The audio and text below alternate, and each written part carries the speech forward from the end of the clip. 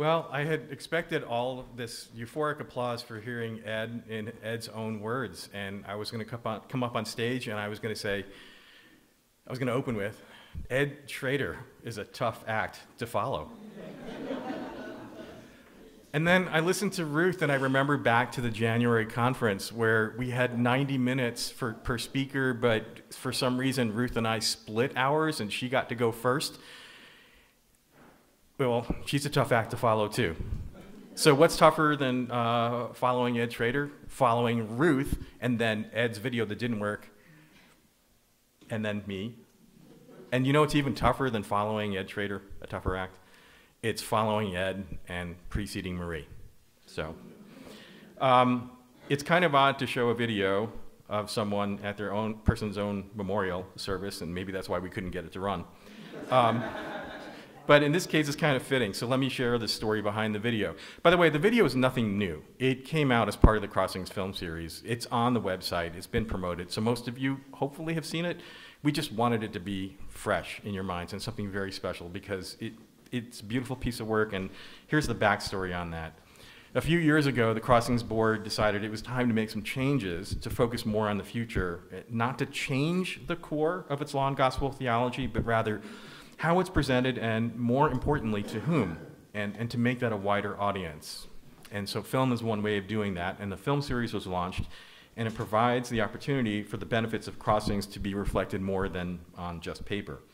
It's included short and long-form interviews showing how Crossings has transformed lives and those people's commitments to share the good news in all that they do.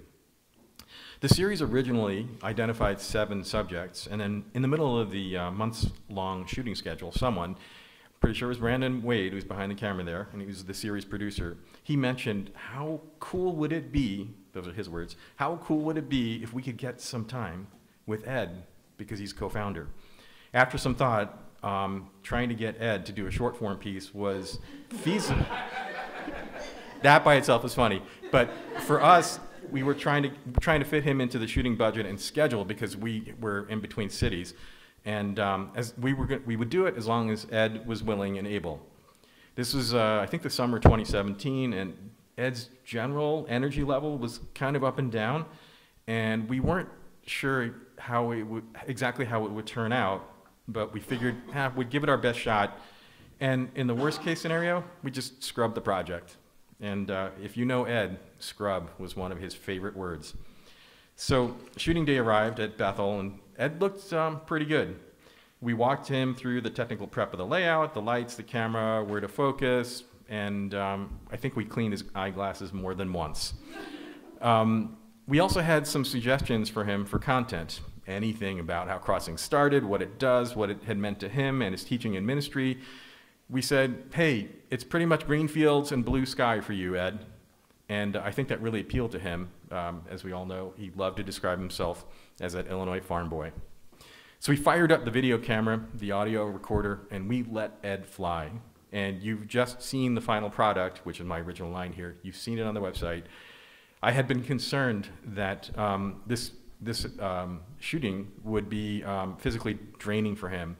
And perhaps that night afterwards it was.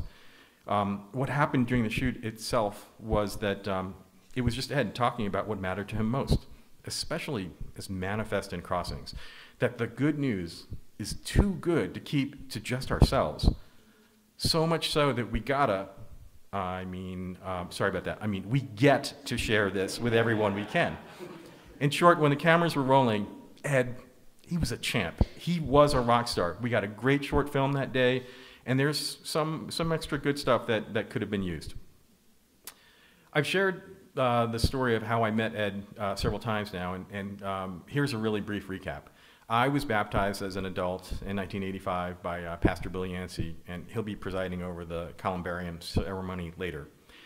I immediately became a youth counselor at Bethel, and after 3 years of doing that, realized I was facing burnout. And one Sunday, I caught Ed at the back of the church. It was only 30 feet, by the way, from where we shot that Ed video. And I mentioned to him that I'd heard about his classes, and within a couple of weeks, I was taking one. The next semester, I would take another one. By the time I was ready for my 3rd class with Ed, my then fiancée, Denise, took one with me. Long story short, I consider all my Crossings classes with both Ed and Bob as my confirmation classes, and the one that I took with my then fiance as our Lutheran premarital class.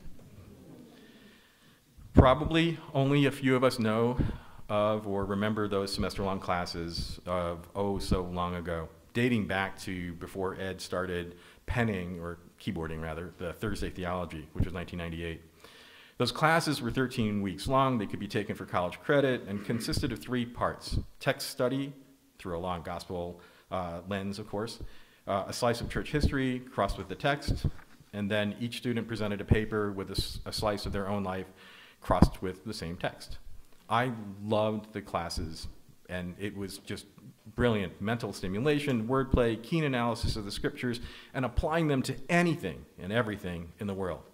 And the best part, which we don't see at the Crossings website right now, the best part of those classes was the personal slice of life, because the method and the instructor provided a safe space to discuss very meaty, deep personal topics and our struggles with them.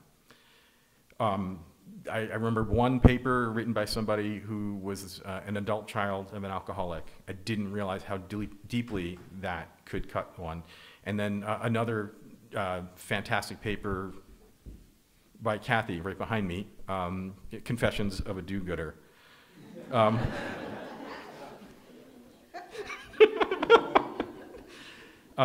In retrospect, it's amazing that those shared stories happened at all to a group of people who may have been total strangers just a few weeks prior. The gift of the gospel to build such a deep trust so quickly. I loved sharing Crossings so much that Ed invited me to assist with some weekend workshops, and then also on a Crossings trip to Asia. There were 6 of us. It was in 1992. Jim Squire there was one of the folks. We went to Seoul, Hong Kong, and Beijing, and in fact, it was on that trip that I met Ed Stroshine, one of the Uncle Eds, who Marty Lessman mentioned in his video, and also brother to Kathy. There are so many more stories I could share now relating to Ed, especially those trips driving across Kansas to do Crossings workshops, and I got to learn more about what it meant to be a farm boy. Not that I could become one, but I learned a lot from him. There are other stories like how we published not just 1, but 2 Festschrifts to celebrate Ed's teaching and ministry, or that on Ed's 60th birthday, I donned his overalls, which I could fit into back then, and I did my best Ed impression. And so I come complete with a nasal voice. And I'm not going to do any more of that, but I will share that on that trip to Asia, that I could hear every word Ed was saying on the plane, and he was 3 rows away from me. And I was behind him.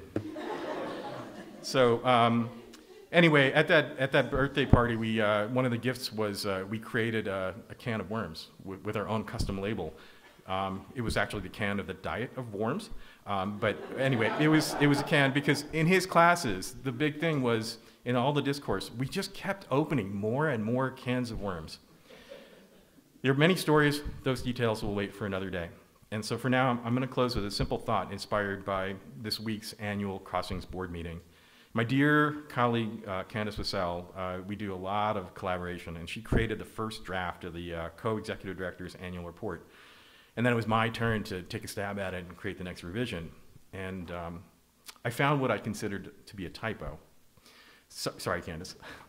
Co-executive director is too long to say, especially as quickly as we discussed.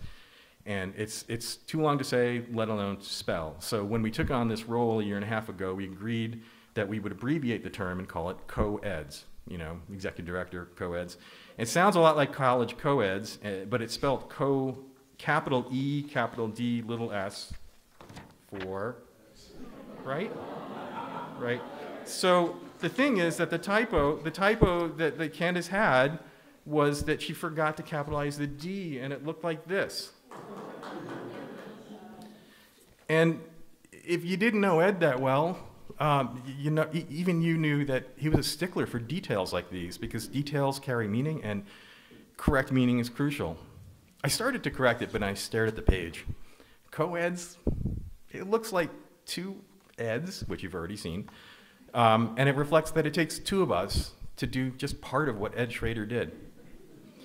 So then I recalled that we had a relaunch of the Thursday Theology series last fall under Jerry Burse, and it was right after the last year's board meeting, and we had approved a new official description of Crossings, and that is equipping the baptized laity for their indispensable role as agents of and witnesses to the gospel.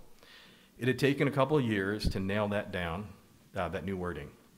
And by the way, at my workplace, my daytime job in a financial services firm, I floated that little slogan around to not only Christians, but Muslims, Jews, agnostics, atheists.